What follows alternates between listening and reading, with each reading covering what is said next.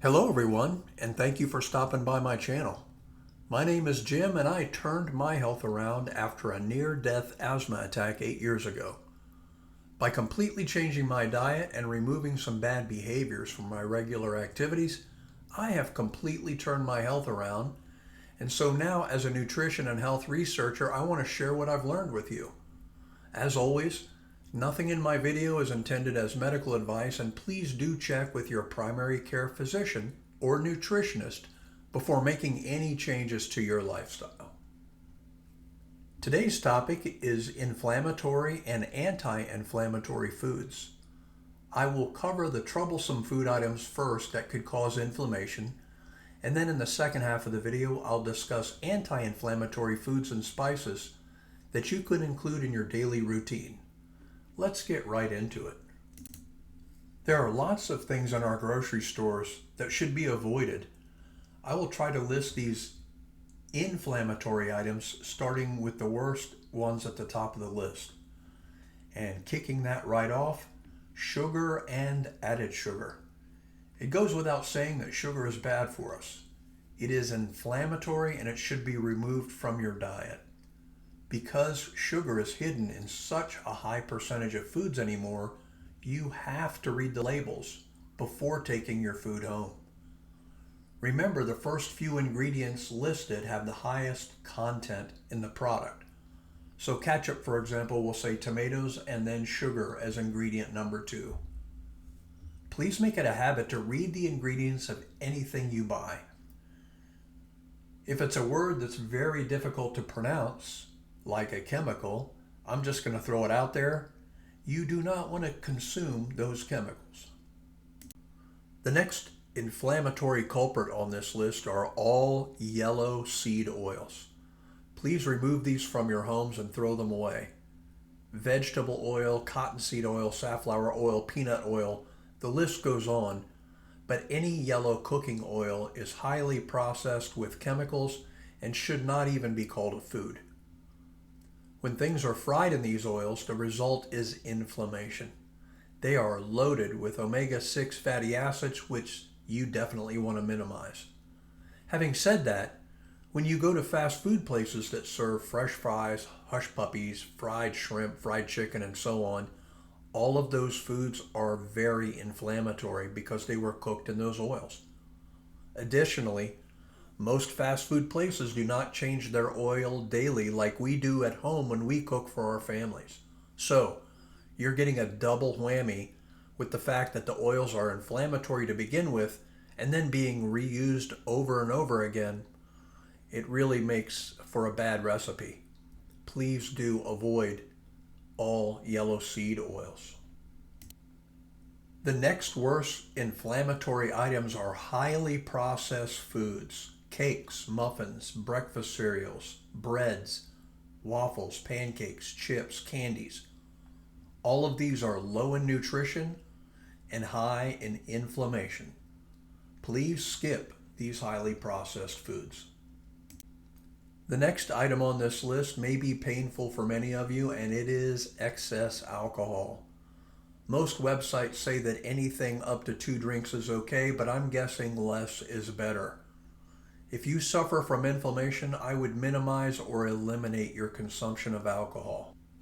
The last item on this bad list is trans fats, margarine, shortening, non-dairy creamers, commercially baked cookies, cakes, and pies, refrigerated dough, and fried foods like chicken and French fries. Lastly, you need to stay away from frozen pizza as well. All these foods contain trans fats, which are very inflammatory, and eating these regularly could have a very negative impact on your health. When you're reading the labels, if it says hydrogenated or partially hydrogenated oils, just say no. Before I cover the list of foods that are anti-inflammatory, I simply want to make a point here that if you eat the inflammatory foods that are on the list that I just covered, while simultaneously trying to add anti-inflammatory foods to your diet, I don't think you're going to see much of an effect. I think the most impactful thing that you can do is to eliminate the inflammatory items from your diet, and then load up on these next items that I'm going to cover that are anti-inflammatory. All right, let's dive right into the good list. The number one item on this list is salmon or any other oily fish. Fish is loaded with omega-3 fatty acids, which we need on a regular basis. Please buy wild-caught fish when possible, and when you buy salmon, look for the Pacific wild-caught version. By the way, you can also get omega-3s from walnuts. The next item on the list is extra virgin olive oil. Be sure to do your homework and make sure that you're buying a quality certified olive oil. Usually there is a press date on the label, and you want to be mindful because there are imitations out there. You want the real thing. The next item on this list is vitamin D. Vitamin D3 is very anti-inflammatory, and I recommend that you supplement with a good quality vitamin D supplement, as well as getting outside and getting regular doses of sunshine without getting burned. You can also get vitamin D from cod liver. I really like the Icelandic cod liver that you can buy on Amazon. Okay, wrapping up this last item on the list, it's really a conglomerate of things: ginger root, turmeric, and mint that can all be added to teas. Whenever you do use turmeric, be sure and add some black pepper, as it will multiply its anti-inflammatory power. You can also add turmeric and black pepper to eggs and smoothies and sauces for a powerful anti-inflammatory effect. Ginger root, by the way, has been compared to the anti-inflammatory power of ibuprofen. One last thing on this list are berries. Strawberries and blueberries are low on sugar and high on anti-inflammation. Now that we've covered the inflammatory and anti-inflammatory foods, spices, and vitamins, I do need to point out some other ways that inflammation can either be reduced or worsened. The first item is a good night's sleep.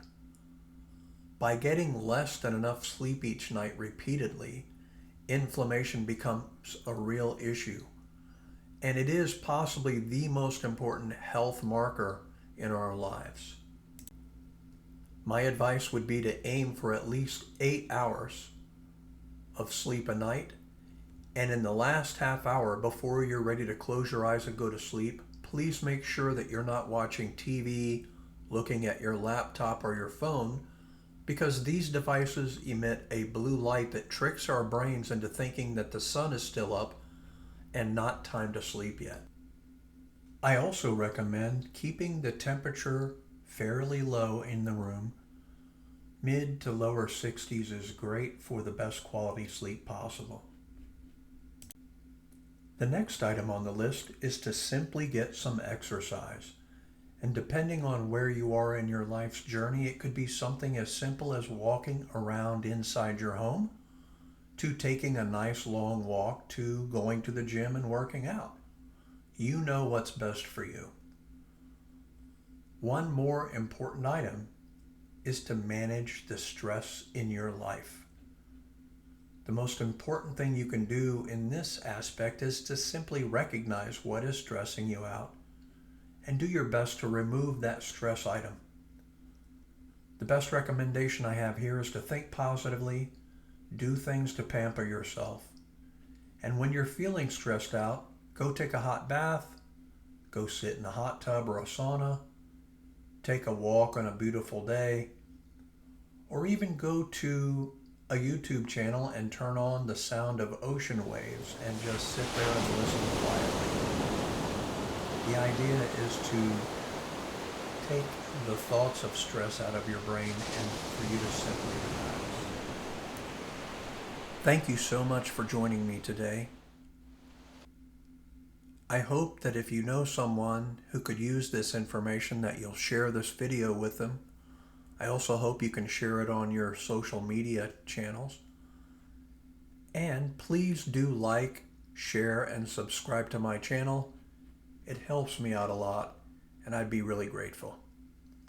Until next time, I'll see you in the next video.